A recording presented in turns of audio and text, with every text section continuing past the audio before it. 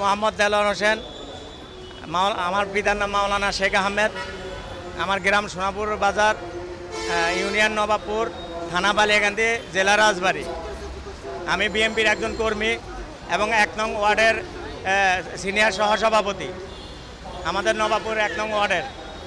তো আমি বিগত স্বৈরাচার সরকারের আমলে আমরা বিএমপি করার কারণে আমরা বিভিন্ন নির্যাতিত হই। আমার ভাই মামলায় জর্জরিত হয়ে যায় এবং কি আমার ভাই রাস্তার ফকির হয়ে যায়। আমি ঢাকা থেকে বাড়িতে ঢুকতে পারি নাই। তো গত 5 তারিখে 5 আগস্ট সরকার পতন হওয়ার পরে আমি 6 তারিখে আমি বাড়িতে যাই, কিন্তু আমরা 5 আগস্টের আগে আমাদের সাবেক স্বৈরাচার রেলমন্ত্রী জিল্লুল হাকিমের মদতে, জিল্লুল হাকিমের আত্মীয় পরিচয় আমাদের এই সোনাপুর বাজারের degree college, Mirpur Hossain degree কলেজের প্রভাষক আমাদের একটা জায়গা দখল করে নেয়। ওই জায়গা জিল্লুল হাকিমের হুকুমে এবং জিল্লুল হাকিম আমাদের নিজেই হুমকি দিয়া এই জায়গা হুকুম মানে আপনি দখল করে নেয়।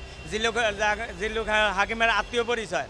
কিন্তু যখন সরকার পতন হয়ে যায়, পতন হওয়ার পরে এই জিল্লুল হাকিমের ছোটো ভাই সাধনের গ্যাং বাহিনী বাচ্চু, এই বাচ্চু অনেক অন্যায় অত্যাচার এলাকার মধ্যে বিস্তার করত। কিন্তু যখন সরকার পতন হয়েছে, পতন হওয়ার পরে এই বাচ্চু বিএমপির নাম পরিচয় দিয়ে ছাত্রলীগ, যুবলীগ, আমলীগ নিয়ে একটা গ্যাং তৈরি করছে। এই গ্যাং তৈরি করে পুরো আমাদের বালিয়াকান্দি থানার প্রত্যেকটা অঞ্চলে প্রত্যেকটা মানুষের থেকে চাঁদা, ভাঙচুর, অরাজকতা সৃষ্টি করে এবং লাস্ট পর্যন্ত আমাদের জায়গার উপরে দৃষ্টি দেয়। যখন আমাদের জায়গার উপর দৃষ্টি দিয়ে আমার বাইরে হুমকি দেয়। আমি ঢাকার থেকে যাই, ঢাকার থেকে যাওয়ার পরে আমি বাচ্চুকে ফোন দিই। বাচ্চু আমার বলে তোমার সাথে কথা বলার আমার টাইম নাই। এটা হলো 25/7/2009 তারিখে, 25 তারিখ মানে আমাকে হামলা করার 2 দিন আগে। তখন আমি 27 তারিখে খয়েম সাহেবের বাসায় যাই। আমাদের সাবেক এমপি, আরে সরান না, আমাদের সাবেক যে এমপি, সাবেক বিএমপির এমপি আলী নেওয়াজ মাহমুদ খয়ম, ওনার বাসায় আমি যাই এই বাচ্চুর বিষয়ে আমি বলি যে আমরা আমলীগের আমলে 15 বছর আমরা এলাকায় ঢুকতে পারিনি, নির্যাতিত হয়েছি, মাইর খেয়েছি, আমাদের বিভিন্ন মামলা দেওয়া হয়েছে। এখন মামলা আমার এই যে বিএমপির আমলে এই যে বৈষম্য আন্দোলনের পরে দেশ স্বাধীন হওয়ার পরে যারা আমাদেরকে হামলা করছে আমলীগের সময়, এরাই আবার আমাদেরকে হামলা করে আমাদের জায়গা দখল করে নিতে চাইতেছে বিএমপি সাইজা। তখন আমাদের জিজ্ঞাসা হয়েছে কে, আমি বলছি বাচ্চু। তখন বাচ্চুকে ডাকানো হয়েছে, আমি ওইখানে বসা। বাচ্চুর সাথে শোভন ছাত্রলীগের এবং আরও অনেক ছাত্রলীগের পোলাপান, যুবলীগ, আমলীগের 10-12 দিন নিয়ে ঢুকছে। ঢুকার পরে বাচ্চুকে জিজ্ঞাসা করছে যে আপনি এগুলা কেন করেন, আমার কাছে সব শোনার পরে। তো বলতেছে আপনি তো বলছিলেন যে জায়গা যেটা উদ্ধার করে দেওয়ার জন্য এই সেই জায়গা, এই সেই লোকের কথা। তো বলতেছে ঠিক আছে, এই জায়গা যে যার আমার আত্মীয়র ব্যাপার স্যাপার, এটা আমি এগুলা দেখতেছি, আপনি এগুলা নিয়ে আর কোনো বাড়াবাড়ি করবেন না। তখন এই বাচ্চু, আমি ওইখান থেকে চলে আসি। আমি নোয়াখালীর তিরানের টাকা, আমার কাছে 3,36,000 টাকা ছিল। তো আমি তিরানের টাকা নিয়ে আমি বাইরে আসছি যে আমি তিরানের টাকা নিয়ে যাবো, আমার মাদারি বুঝাইতে হবে। তো ওই বাচ্চুর ওইখানে বসা ছিল, আমি ওইখানে বসা রেখে আমি চলে গেছি বাড়িতে যাওয়ার পরে আমি রেস্ট নিছি। রেস্ট নেওয়ার পরে আমি 4টার সময় আমি বাইরে হয়েছি বাজারে। আমার হেলমেট, আমার ভাইয়ের দোকানে হেলমেট ছিল, আমি হেলমেট নিয়ে মাদারীপুর হুন্ডা নিয়ে যাব। এই বাজারে ঢোকার সাথে সাথে ওত পেটায় থাইকা, আমার কাছে সিসি ক্যামেরা ফুটেজ আছে।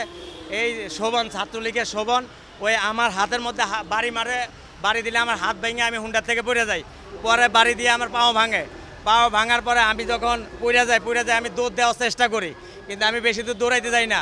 তো ওদের সন্ত্রাসী যেগুলো বাহিনী আসতেছে, এই বাহিনী আছে, এই সবগুলো আমার উপরে এলোপাতারি বাড়ি, আমার মাথা থেকে শুরু করে আমার পুরা শরীর জর্জরিত করে, আমার যখন আমি মৃত্যু সহ্য হয়ে যাই, আমাকে ফেলে রেখে ওরা মরা ভেবে চলে যাওয়ার পরে আমাকে যারা হাসপাতাল নিয়ে যায়, হাসপাতাল নেওয়ার পরে আমরা বিষয়টা সেনাবাহিনীর কাছে আসি। সেনাবাহিনী বলে আপনি থানায় যান। থানায় গেছি, থানায় বলে বাচ্চুর বিরুদ্ধে মামলা দিয়ে, বাচ্চুর বাদ দিয়ে নাম দেন, মামলা নিব, বাচ্চুর বিরুদ্ধে মামলা নেওয়া যাবে না। পরে আমরা আবার সেনাবাহিনীর কাছে আসি। সেনাবাহিনী আমাদেরকে বলে বাচ্চুর সাথে মীমাংসা করেন। এখন বাচ্চু আমার মাইরে হাত পাওয়া ভাঙছে, আমি কীভাবে বাচ্চুর সাথে মীমাংসা করি? তারপরে আমি এসপির কাছে গেছি, এসপি মামলা নিতে বলছে, কিন্তু ওসির মন গড়া মামলা নিছে। 2 জন আসামি করছে মাত্র। আসামি 1 তারিখে মামলা নেয়, 1/9/2000